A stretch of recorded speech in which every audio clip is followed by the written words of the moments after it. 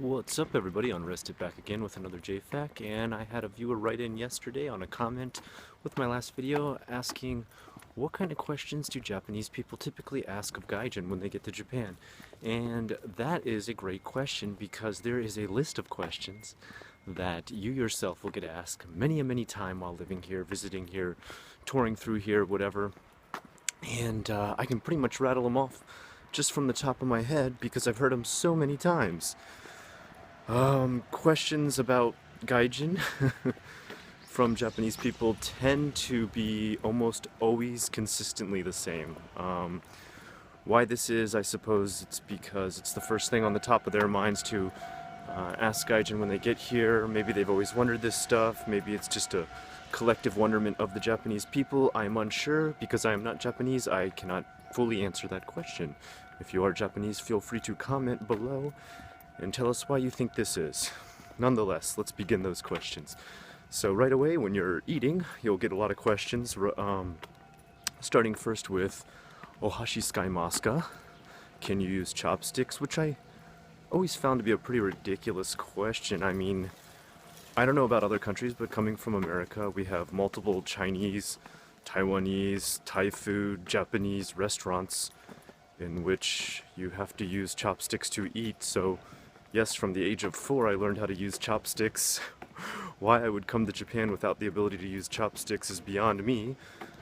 I used to just always answer this question with "Hai to tsukaimasu," but now I always answer it with "Fork to spoon tsukaimasu ka?" So I return their question with my question of, well, can you use a fork and a spoon? Because if the answer is yes, now you will understand how ridiculous that question is.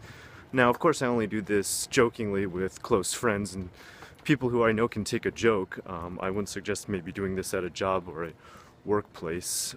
You know, just politely answer yes, of course. The next couple of things I get is like, "Nata no ichiban suki Nihon no tabemono wa nan desu ka?" What is your favorite Japanese food? I almost always answer, and this always surprises people, I say tamago gaki gohan, which is just simply raw egg with soy sauce and rice. And they're always like, what? They're like, that's just so simple. Why don't you just make that in America? You have eggs, you have soy sauce, you have rice. And the thing they don't understand is eating a raw egg in America is a little bit dangerous. You are advised not to eat raw eggs, and I had never eaten a raw egg until I had come to Japan. I find that I thoroughly enjoy that. Things like sukiyaki, where you mix everything with a raw egg, is absolutely scrumptious, a delicious Japanese dish that I would have never gotten to try in America, where mixing raw eggs with food can get you salmonella. Let's see, the next one I get, oh, well, okay, this one's kind of specific to Osaka.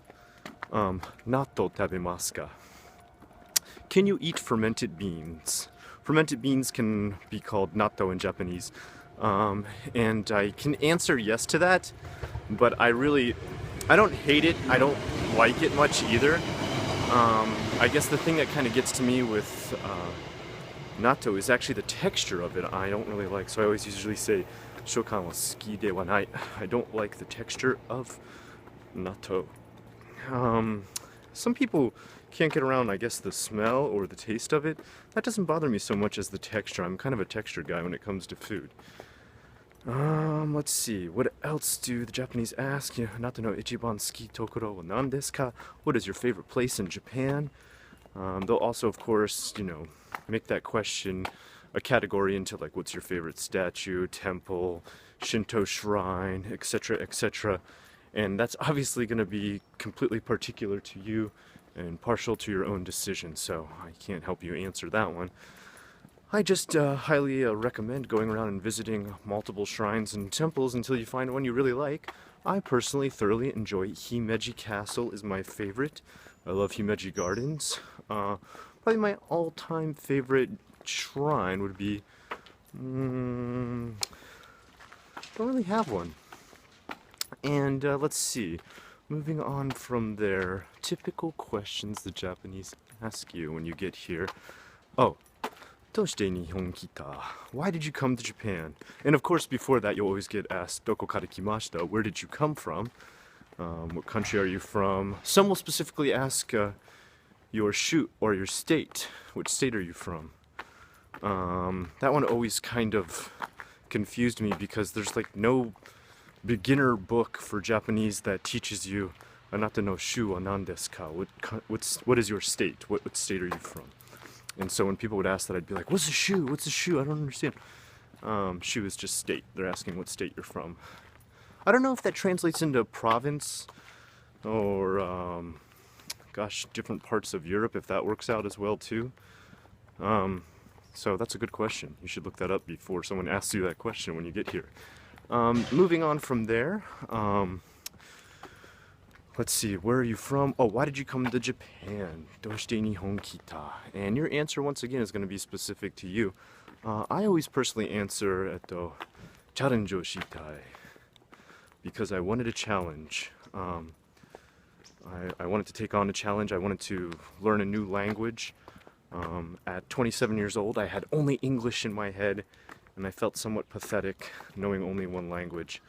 And I felt like if I go to Japan, I'm going to be forced to learn Japanese because nobody can speak English there. If I took a job, I could have taken a job in Korea or Taiwan, and both of those countries have a higher level of English than Japan. It would have been easier to just get by with English rather than learn their languages.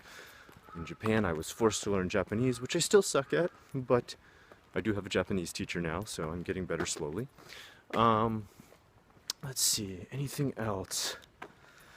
They'll never ask you what you hate about Japan. They'll ask you maybe other things that you like about Japan. Maybe some Oyajis will ask you, do you like Japanese girls? One Oyaji, I thought the funniest thing ever was one Oyaji, and when I say Oyaji, I just mean like old man, usually like an old crusty salary man who's, you know, kind of weathered and, you know, doesn't really worry too much about any shameful questions or anything like that. It's just like, I'll just ask what I want. He asked me, do you like Japanese girls? I'm like, oh yeah, they're beautiful. And he was like, they are very expensive girlfriends. I never found that to be true. I didn't feel like any Japanese girlfriend I had in the past, nor my Japanese wife now, was expensive to have around. Like that they constantly needed me to buy them like Dolce & Gabbana boots or something like that. But apparently, according to him, they did. I thought that was funny. Anyway, that's just a few of the questions, guys. I'm sure more are going to pop into my mind later, because I just knocked those off the top of my head. If they do, I'll just do a follow-up video and post those questions and give you some suggestions for answers too, if there is a standard answer to give to some of those questions. Some of them are very particular to your own unique situation. Anyway, I hope that helped you with some of your first interactions you will have when you get to Japan, and a little bit with the Japanese language, because you're going to hear those questions over and over again. You'll get really good at those words from those questions. Until next time, I'm Unrested. This is JFAQ. Please like, comment, and subscribe.